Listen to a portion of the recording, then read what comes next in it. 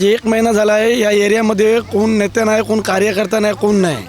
आम्हाला कुणाचा आधार नाही. एक महिना झाला आहे पाण्यासाठी आम्ही तडफडतोय. BMCमध्ये जाऊनसुद्धा BMCवाले बोलतात की नाही तुम्हाला टँकर पाठवतो, हे पाठवतो, ते पाठवतो. टँकरमध्ये पाणी भरायला इथं म्हातारी माणसांना जमत नाही. वरती पाणी चढवायचा, माणसांना एकदम म्हणजे आजारी पडलेले आहेत. इथला सर्व म्हणजे वातावरण सर्व बिघडलं आहे. वेळेवर झोप नाही, काय नाही. कोणाच्या BP लो, कोणाची BP लो होतोय, तर कुणाला शुगर असे त्रास आहेत. मानसिक संतुलन बिघडलं आहे पाण्यामुळं. त्यामुळं आम्ही BMC वार्डला जाऊनसुद्धा BMCवाले बोलतात की आज तुम्हाला पाण्याचा करतो, उद्या करतो. तिथं जाऊन बी आम्हाला काय म्हणजे आमचे धाड काही सुजवून देत नाही आम्हाला. आमच्या काही तिथून आम्हाला प्रतिसाद आम्हाला काय मिळतच नाही. करतो करतो करतो असं एक आश्वासन देतात, बस बाकी काय नाही. आणि आम्ही पाण्यामुळं इथं हैराण झालेलो आहोत. आता हे जे आम्हाला पाणी प्यायला येतो आहे ते आम्ही आमचे स्थायिक नगरसेवक स्नेहल विष्णू शिवकर यांच्याकडे आम्ही गेलो. त्याही आमची सदर दखल घेऊन त्यांनी आम्हाला हे पिण्याच्या पाण्याच्या टँकरची व्यवस्था करून दिलेली आहे. जय महाराष्ट्र. मी संध्या टेकाळे, राहणार भीमवाडी, लाल डोंगर, चेंबूर, मुंबई. आम्हाला काही लोकांना 4-5 महिने झाले एका लाईनीला पाणी येत नाही. आमच्या इकडे 1 वर्ष झालं आम्हाला पाणी येत नाही. आणि आम्ही असं नाही की इथं तुम्हाला गर्दी दिसते तिथंच राहत आहेत. खूप लोक लांब लांब राहत आहेत, त्यांना इथून पाणी न्यायला लागते.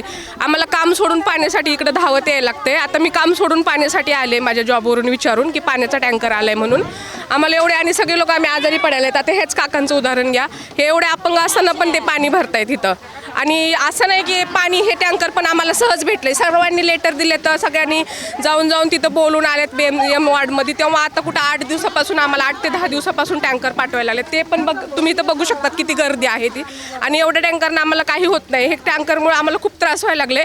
तर माझी एकच विनंती आहे त्यांना की तुम्ही लवकरात लवकर जे काही पाईपलाईनीचं काम असेल ते करून द्या आम्हाला. आणि आमचे जी पहिले जसं पाणी येत होतं 1 वर्षापूर्वी पाणी येत होतं आम्हाला, असं नाही की पाणी येत नव्हतं. पण आता पाणी 1 वर्षापासून आम्हाला पाणी येत नाही. इथं बाजूला एवढ्या सोसायट्या नवीन झाल्यात, साईदीप झाले, इथं बाकीच्या भरपूर सोसायटीत आहेत. त्यांना भरपूर पाणी आहे आणि आम्हाला का नाही पाणी? त्या सोसायटीवाले आहेत म्हणून त्यांना पाणी आहे आणि आम्ही झोपडपट्टीवाले आहेत म्हणून आम्हाला पाणी नाही आहे का? हे काय झोपडका ते रोड झाला जसं आम्हाला पाणी नाही आहे. तर इथं तुम्ही लवकरात लवकर आम्हाला पाण्याची सोय करून. ह्याच्यामुळे आम्हाला आजार यायला लागल्यात. टँकरच्या पाण्यामुळे आमच्या घशात खो करायला लागलेत. लेकरं आजारी पडायला लागलेत. हे तुम्ही जर पाणी बाल्टीत ओतलं तर बघायचं खाली सगळा माती बसते, असं गाळ साचतोय पाण्यात टँकरच्या. आम्हाला माहीत नाही पाणी कुठून येते, काय येते. आम्ही कसं त्याच्यावरती भरोसा करायचा? आम्हाला खूप तकलीफ होते या पाण्यामुळे. आम्हाला टँकर नको आहे, आम्हाला लाईनीला पाणी हवं आहे. आम्ही वोटिंग करतात तर आमचा अधिकार आहे. पाणी हा आमचा अधिकार आहे, मूलभूत गरज आहे पाण्याची. तर माझी एकच विनंती आहे, तुम्ही आम्हाला लवकरात लवकर पाण्याची सोय करून द्या.